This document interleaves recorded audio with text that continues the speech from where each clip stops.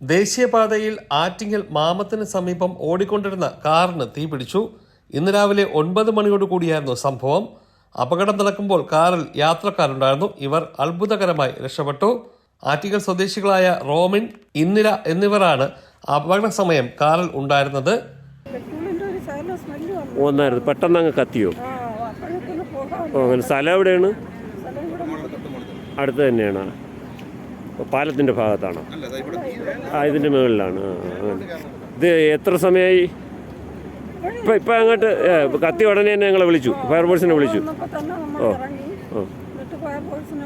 അത് എന്തായാലും ഇറങ്ങിയത് ഭാഗ്യമായി, കാരണം നല്ല ആളപായ.